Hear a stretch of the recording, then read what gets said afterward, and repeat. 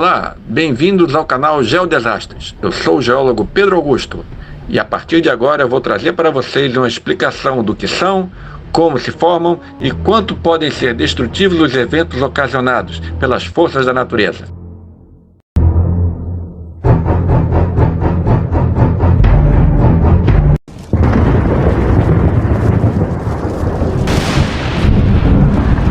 Olá, hoje vamos falar de um dos eventos mais destrutivos da natureza, que já ceifou a vida de milhões de pessoas ao longo da história da humanidade e causou prejuízo e destruições materiais incalculáveis. Estamos falando dos terremotos. Começaremos definindo os terremotos, que são movimentações do terreno provocadas pelo deslocamento das placas tectônicas, que formam a superfície da Terra. Essas placas são fragmentos da crosta terrestre, sendo 14 principais, 38 menores, perfazendo um total de 52 placas, que, poderíamos dizer, como que flutuam sobre a estenosfera, ou seja, um pedaço da parte superior do manto da Terra que se encontra em estado plástico, devido ao imenso calor gerado no interior do planeta. Quando duas placas colidem, existe um enorme esforço entre as duas que vai aumentando até o rompimento das rochas que formam essas placas, ou até que uma dessas placas de rocha mergulhe sobre a outra. O que, nos dois casos, libera uma grande quantidade de energia, gerando os terremotos. O encontro de duas placas é visível na forma de falhas tectônicas, sendo a mais conhecida delas a falha de San Andreas, na Califórnia, Estados Unidos. Esses movimentos entre as placas podem ser tanto horizontais como verticais e irão formar as falhas ou gerar movimentos entre elas. Os terremotos liberam energia na forma de ondas sísmicas, que podem se espalhar por áreas imensas e serem sentidas a muitos quilômetros de distância do epicentro, que é a projeção na superfície do local onde ocorreu o movimento, chamado foco do terremoto, e onde há a liberação da energia devido à fragmentação das rochas. Já a profundidade dessa ocorrência chama-se hipocentro do terremoto. Sendo importante ainda saber que os terremotos cujo foco é mais raso, ou seja, mais próximo da superfície, são mais destrutivos que aqueles ocorridos a grande profundidade.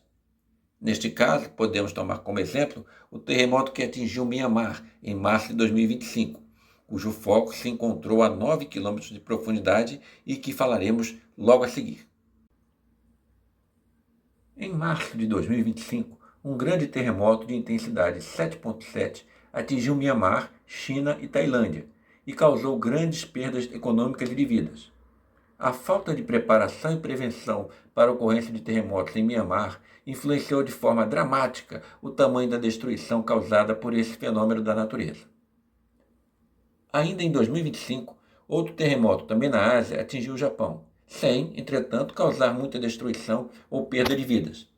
Neste caso, diferentemente do ocorrido em Mianmar, o Japão se preparou com medidas como construção de edificações com técnicas para proteção contra terremotos e o treinamento da população sobre como se comportar frente a esse tipo de evento.